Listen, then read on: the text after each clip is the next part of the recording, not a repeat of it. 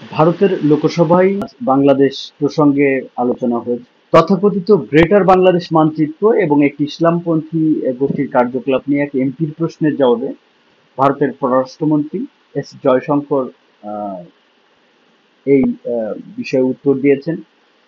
তিনি বলেছেন, নয়াদিল্লি বাংলাদেশের উপর নিবিড় নজর রাখছে। ভারতের জাতীয় স্বার্থ ও অভ্যন্তরীণ নিরাপত্তাই এর মূল কারণ বলে তিনি উল্লেখ করেন। আহ, টাইম টাইমস অফ ইন্ডিয়ার প্রতিবেদনে এটি প্রকাশিত হয়েছে এবং টাইমস অফ ইন্ডিয়ার প্রতিবেদনে আরো যে বিষয়টি বলা হয়েছে যে ভারতের পার্লামেন্ট লোকসভায় বর্ষাকালীন অধিবেশনে বিজেপির একজন এমপি বিষয়টি উত্থাপন করেন। তিনি অভিযোগ করেন, সম্প্রতি ঢাকা বিশ্ববিদ্যালয়ে সালতানাতি বাংলা নামে একটি ইসলামপন্থী গোষ্ঠী গ্রেটার বাংলাদেশ নামে একটি মানচিত্র প্রকাশ করেছে, যেখানে ভারতের একাধিক রাজ্যকে অন্তর্ভুক্ত দেখানো হয়েছে। ওই এমপি আরো দাবি করেন, ওই এই গোষ্ঠীটি তুরস্ক ভিত্তিক একটি এনজিও সহায়তা ও মদতপুষ্ট এবং এ বিষয়ে তিনি কেন্দ্রীয় পররাষ্ট্রমন্ত্রীর দৃষ্টি আকর্ষণ করেন। তো এই দৃষ্টি আকর্ষণ করা হয় যখন তারপরে জয়শঙ্কর এটার বিষয়ে উত্তর দেন। জয়শঙ্কর এই অভিযোগের প্রেক্ষাপটে পররাষ্ট্রমন্ত্রী এস জয়শঙ্কর জানান, ভারত সরকার বিষয়টি নিয়ে বাংলাদেশ সরকারের সঙ্গে যোগাযোগ করেছে।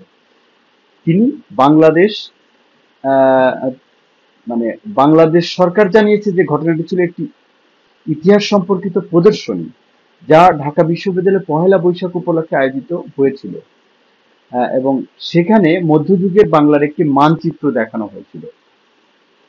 এবং জয়শঙ্কর আরো বলেন, প্রদর্শনীর আয়োজকরা জয়শঙ্কর যেটা আরো বলেছেন, ওই সংসদ সদস্যের মানে অভিযোগের পরিপ্রেক্ষিতে প্রদর্শনীর আয়োজকরা বাংলাদেশ সরকারকে নিশ্চিত করেছে যে কোনো বিদেশি সংস্থার সঙ্গে তাদের সম্পর্ক নেই।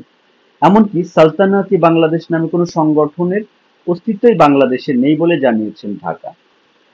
তো যদিও নির্দিষ্ট অভিযোগটি বাংলাদেশের পক্ষ থেকে ভিত্তিহীন বলা হয়েছে, জয়শঙ্কর আরো বক্তব্যে টাইমস অফ ইন্ডিয়ার ওই প্রতিবেদনে আরো বলা হয়েছে, যদিও নির্দিষ্ট অভিযোগটি বাংলাদেশের পক্ষ থেকে ভিত্তিহীন বলা হয়েছে, জয়শঙ্কর তার বক্তব্যে ভারতের অবস্থান পরিষ্কার করেন।